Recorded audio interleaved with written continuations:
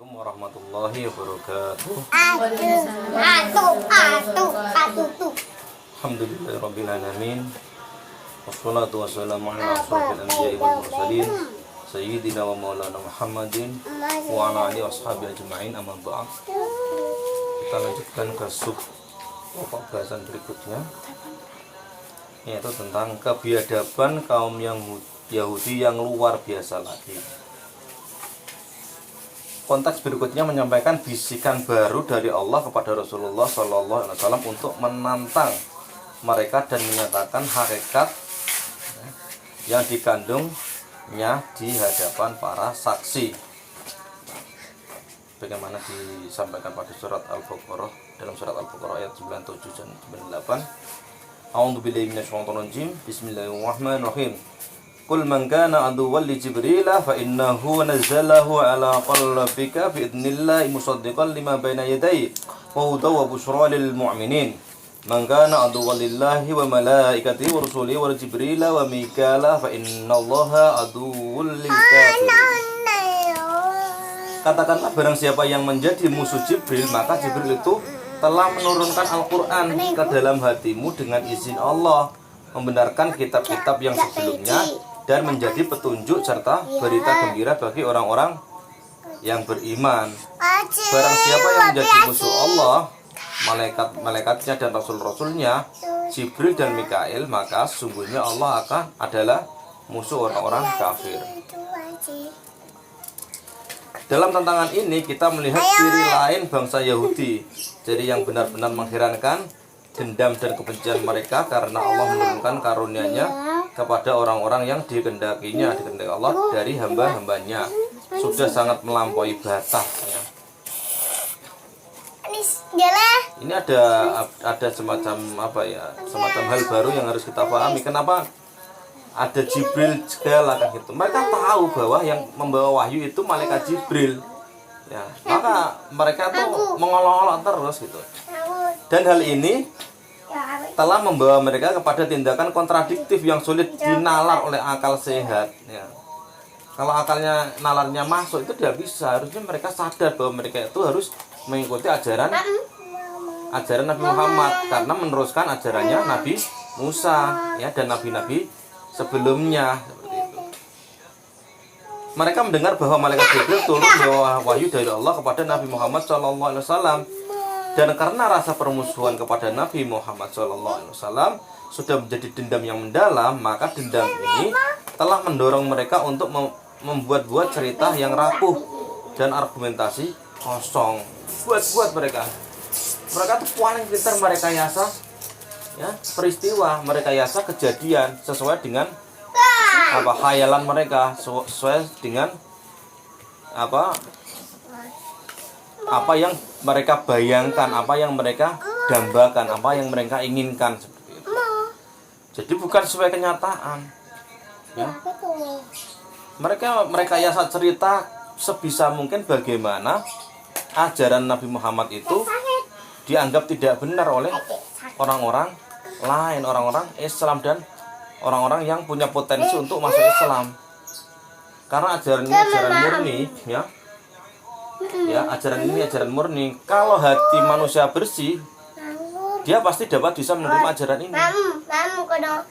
Maka sebelum hati orang-orang bersih itu bisa terjaring oleh ajaran ini, maka mereka buat cerita yang aneh-aneh, yang bukan-bukan, untuk menangkal agar ajaran ini tidak melebar, tidak meluas, tidak mempengaruhi banyak orang. Karena dalam hati mereka sadar bahwa ajaran ini akan menguasai dunia ya, sebagaimana dinubuatkan pada kitab mereka Taurat, seperti itu ya. Mereka menganggap malaikat Jibril sebagai musuh mereka karena Jibril menurut anggapan mereka telah membawa bencana, kehancuran dan siksaan ya. Bencananya apa? Bencananya harusnya harapannya Jibril itu membawa wahyu kepada kaum mereka, kepada salah satu dari mereka, tapi tidak ada. Sebaliknya kepada yang bukan golongan mereka, golongan orang-orang Arab yang mereka anggap mereka orang-orang bodoh, terbelakang, jahiliyah, seperti itu.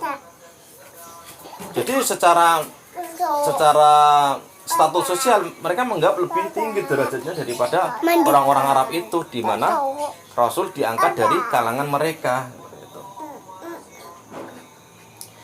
Dan hal inilah yang menghalangi mereka untuk beriman kepada Nabi Muhammad, ya, karena terjadinya persahabatan antara beliau dan malaikat Jibril. Ya, andai kata yang menurunkan wahyu kepada beliau itu malaikat Mikail, niscaya mereka akan beriman karena malaikat Mikail itulah yang membawa kemakmuran, hujan dan kesuburan. Ya. Ya, seperti itu ya. Sungguh ini merupakan kebodohan yang menggelikan. Mereka cari-cari yang lain aja. Yang penting dianggap tidak benar gitu aja. Nyebut-nyebut malaikat Mikail lah ya, karena yang membawa rezeki seperti itu. Ya.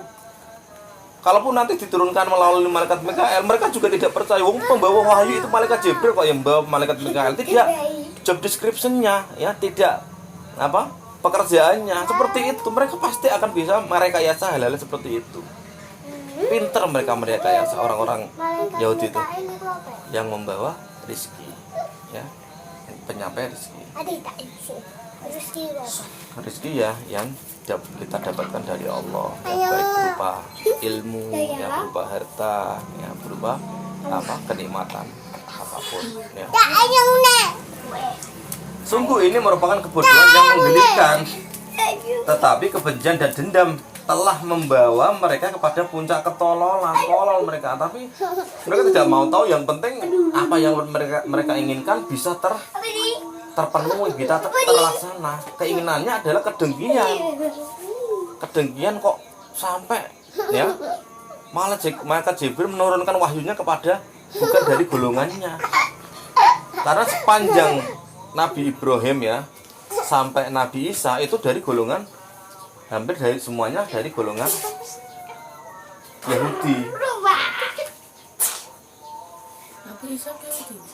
Ya? Bukan kan dari apa silsilahnya dari kakeknya kan seperti itu. Nabi Isa kan kakeknya, berarti masih dianggap silsilah dia satu jalurnya sampai Nabi Ibrahim kan. Abi ngane uang nak film itu juga berdoa kepada Allah malah menikmati dua harta wakil itu adanya itu kok berdoa kepada Allah langsung ngono ayo ini gak ditolongi Allah. Kenapa? Ya karena waktu dia jaya dia lupa Allah. Ya, dia tidak bersyukur, dia tidak beristighfar, dia tidak mendekat pada Allah karena ujian kekayaan itu berat, membuat orang lupa pada Allah. Ya. Banyak yang seperti itu, ya. Bahkan Firaun pun ketika mau meninggal pun inginnya mengakui bahwa apa yang dibawa oleh Nabi Musa itu benar, tapi sudah telat. Ya, pada di gulung air itu, okay.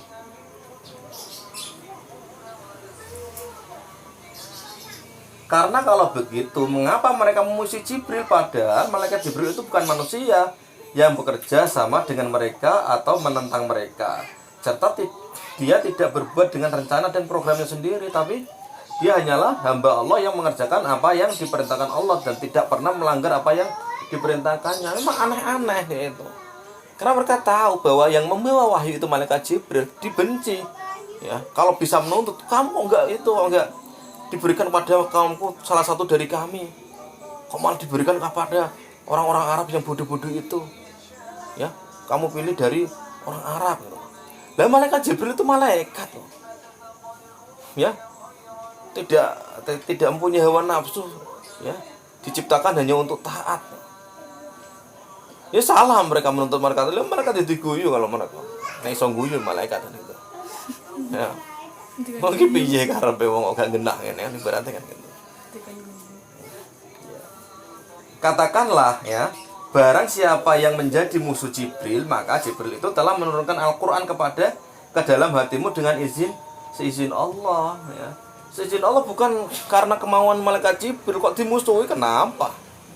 Memang otaknya sudah kebalik-balik gitu ya. Salah kaprah.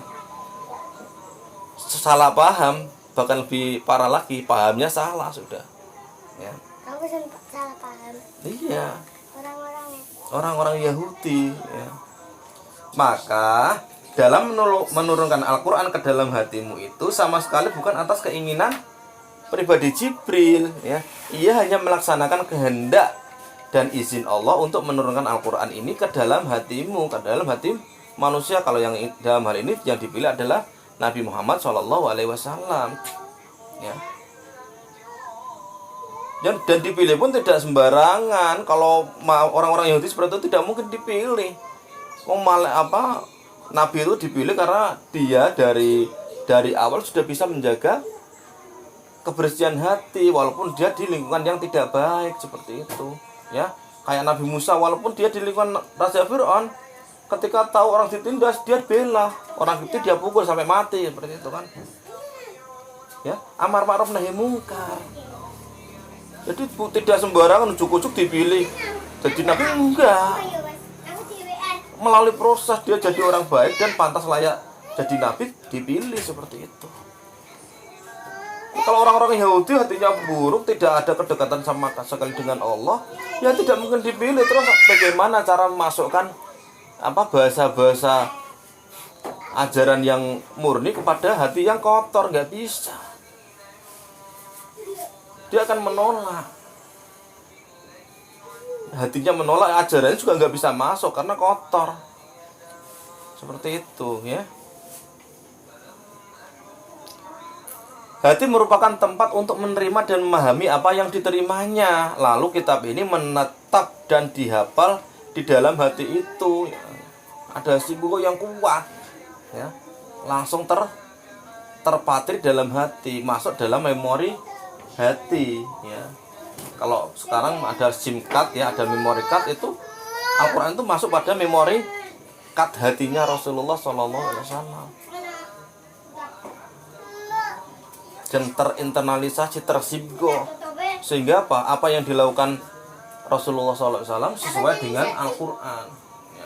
Kalau ada yang kurang, pamannya di dalam sholat abasah turun ayat lagi, dan itu menjadi sibgo berikutnya, ada catatan ini.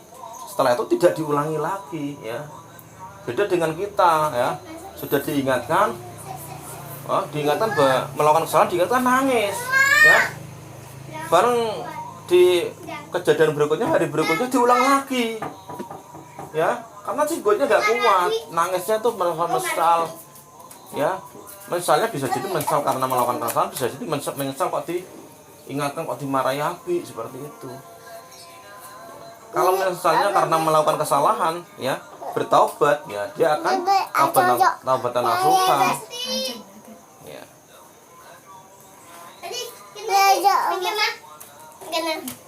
Dan hati yang diungkapkan Al-Quran ini adalah kekuatan pemahaman secara umum dan bukan organ tubuh yang terkena itu. Terus ayo. Ya. Ayo, kene kono. Karo umi, mbah. Mau gak nek kamah. Jibril menurunkan Al-Quran ke dalam hatimu, ya, dengan membenarkan apa kitab-kitab yang sebelumnya dan menjadi petunjuk serta berita gembira bagi orang-orang beriman. Al-Quran secara umum membenarkan kitab-kitab samawi terdahulu karena prinsip agama Allah itu hanya satu sebagaimana disebutkan di dalam semua kitab samawi dan semua agama ilahi. Dan Al-Quran ini menjadi petunjuk serta berita gembira bagi hati yang beriman, yang terbuka untuk menerima dan menyambut Al-Quran. Ini merupakan hakikat yang harus ditonjolkan karena nas-nas Al-Quran menuangkan ketenangan di dalam hati orang-orang beriman, membukakan untuknya pintu-pintu pengetahuan dan mencurahkan kesan-kesan serta perasaan-perasaan yang tidak dapat diperoleh tanpa iman. Ya, harus ada iman dulu. Kalau nggak ada iman tidak bisa kita memahami Al-Quran. Ya, makanya kalau orang berpikir miring, ngomong miring tentang Al-Quran, dia itu tidak punya iman. Ya, kalau punya iman tidak mungkin ngomongnya miring tentang Al-Quran. Bilang apa? Al-Quran tidak relevan lah, tidak sesuai zaman dan sebagainya, seperti itu. Karena itu di dalam Al-Quran lah orang beriman itu mendapat petunjuk, ya, mendapatkan petunjuk sebagaimana ia beruntung mendapatkan kabar gembira di dalamnya. Ya, termasuk kabar tentang orang-orang Yahudi ini. Walaupun kabarnya kabar yang tentang berbagai kekurangan Yahudi, bukan Yahudi, ini kabar gembira bagi kita. Agar kita dapat belajar dari kekurangan itu. Kita tidak mengikuti hal seperti itu. Ya kita tidak bersikap seperti itu terhadap ajaran yang disampaikan kepada kita. Demikian pula kita jumpai Al-Quran berulang-ulang menyebutkan hakikat ini dalam konteks yang bermacam-macam. Petunjuk bagi orang-orang yang bertakwa, petunjuk bagi orang-orang beriman, petunjuk bagi orang-orang yang yakin, dan penawar dan rahmat bagi orang-orang yang beriman. Wallahu la yahdil qaumal fasikin, wallahu la yahdil qaumal kafirin, wallahu la yahdil qaumal dzalimin. Pokoknya ya enggak bisa orang-orang kafir, orang fasik, orang-orang zalim, orang-orang musyrik untuk mendapat hidayah dari Al-Quran ini. Maka petunjuk adalah sebuah iman, takwa, dan keyakinan. Hasilnya seperti itu. Itu otomatis, itu keniscayaan. Sedangkan Bani Israil bukanlah orang-orang yang beriman, bertakwa, dan yakin akan kebenaran Al-Quran. Dan mereka sebagaimana kebiasaannya mencerai-beraikan agama dan membeda-bedakan para rasul, sebagaimana diimani dan sebagian diimani dan sebagian diingkari, ya. Membeda-bedakan sikap terhadap para malaikat Allah dan sudah mereka dengar nama-nama dan tugas-tugasnya, tahu mereka, ya. Tafsilu asim minumu Jibrilu Mikailu Israilu Israfilu Mungkar Nagaru Warokimu. Seperti itu, ya. Tahu mereka, dan malaikat-malaikat tahu mereka namanya dan tugasnya. Maka mereka bisa menyebut Jibril dan Mikail, seperti itu, ya.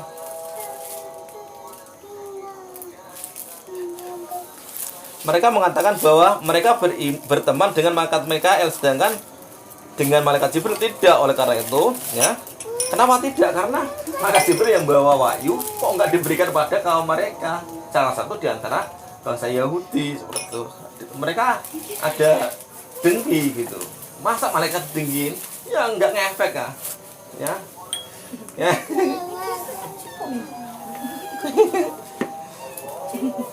Ya. Kalau malaikat Jibril ya masalah buat lo, kan nggak masalah. Ya, malaikat Jibril nggak penting kan untuk penilaian manusia. Oleh karena itu, ayat berikutnya mengumpulkan penyebutan malaikat Jibril, Mikail, malaikat-malaikat Allah dan rasul-rasulnya untuk menjelaskan kesatuan mereka dan mempublikasikan bahwa barang siapa yang memusuhi salah satu dari mereka berarti memusuhi semuanya. Oh, nggak bisa terus kayak kaum Aus dan Khazraj seperti itu, satu dibola oleh kaum Yahudi Bani Qunayqa, yang satu Bani Nadir, dan sebagainya kaum Yahudi Haibar, dan sebagainya. Nggak bisa seperti itu. Ya kalau kamu benci salah satu malaikat, kamu sama dengan benci yang lain. Tidak bisa bolos satu dan memusuhi yang lain, tidak bisa. Malaikat tidak bisa diadu domba seperti itu. Malaikat yang nyambut nyawa Ya. Satu Israel, ya.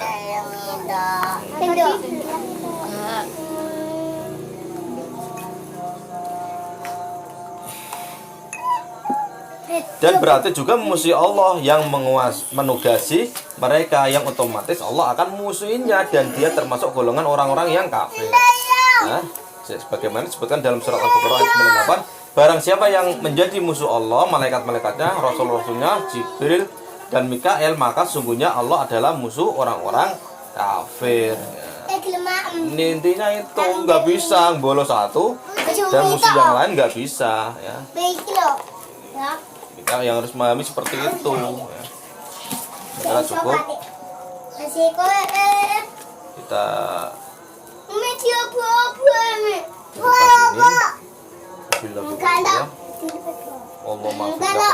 Wassalamualaikum warahmatullahi wabarakatuh. Waalaikumsalam warahmatullahi wabarakatuh. Bismillahirrahmanirrahim. Allahumma laksuntu wa bika amantu wa ala rizqika aftartu bi rahmatika ya arhamar rahimin.